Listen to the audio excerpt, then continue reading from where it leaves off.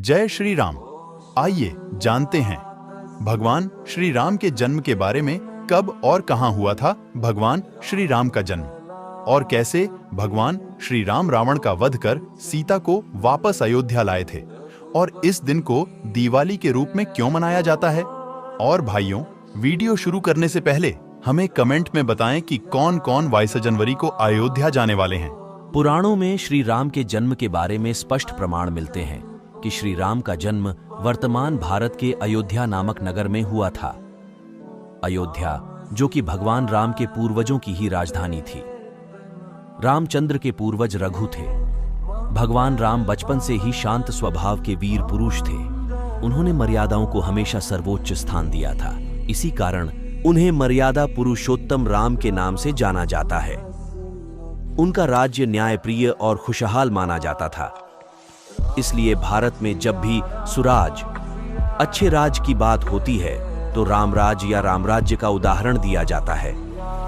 धर्म के मार्ग पर चलने वाले राम ने अपने तीनों भाइयों के साथ गुरु वशिष्ठ से शिक्षा प्राप्त की।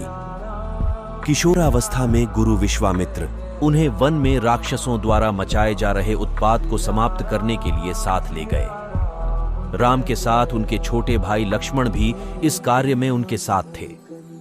ब्रह्मर्षि विश्वामित्र, जो ब्रह्मर्षि बनने से पहले राजा विश्वरथ थे, उनकी तपोभूमि बिहार का बक्सर जिला है।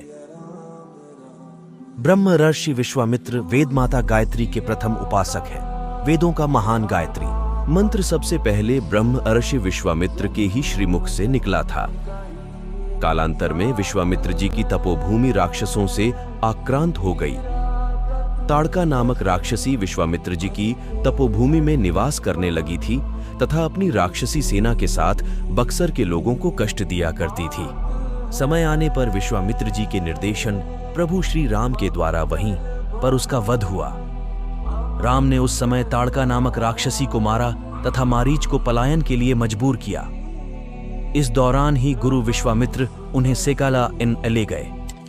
वहां के विदेह राजा जनक ने अपनी पुत्री सीता के विवाह के लिए एक स्वयंवर समारोह आयोजित किया था, जहां भगवान शिव का एक धनुष था, जिसकी प्रत्यंचा चढ़ाने वाले शूरवीर से सीता जी का विवाह किया जाना था।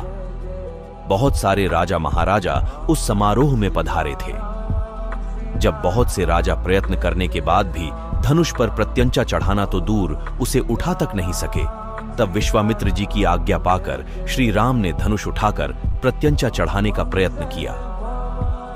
उनकी प्रत्यंचा चढ़ाने के प्रयत्न में वह महान धनुष घोर ध्वनि करते हुए टूट गया। महर्षि परशुराम ने जब इस घोर ध्वनि को सुना तो वे वहां आ गए और अपने गुरु शिव का धनुष टूटने पर रोष व्यक्त करने लगे। लक्ष्मण जी उग्र स्वभाव के थे। उनका विवाद परशुराम जी से हुआ। वाल्मीकि रामायण में ऐसा प्रसंग नहीं मिलता है।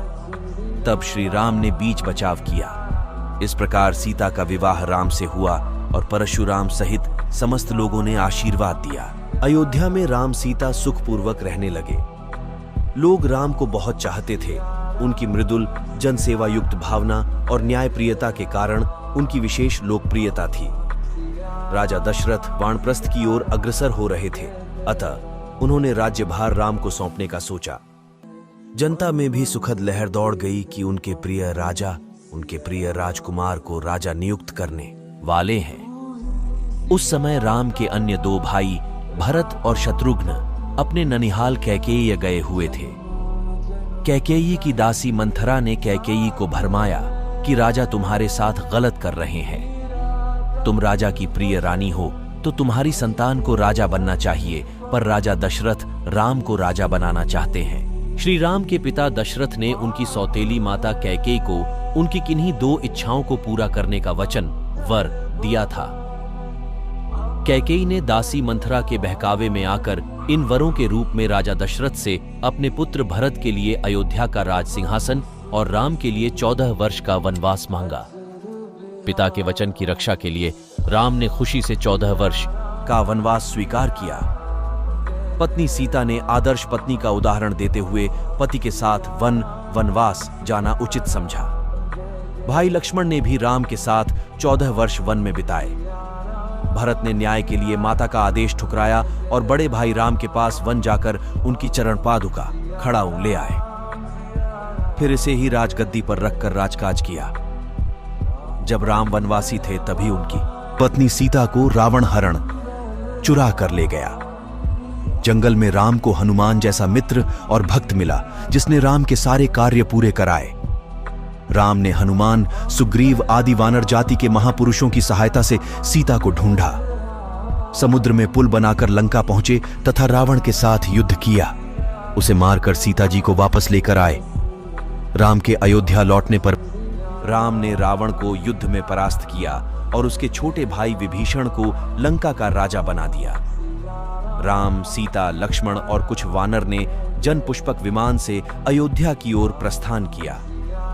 वहां सबसे मिलने के बाद राम और सीता का अयोध्या में राज्याभिषेक हुआ। पूरा राज्य कुशल समय व्यतीत करने लगा और इसी दिन को भारतवासी दिवाली के रूप में मनाने लगे।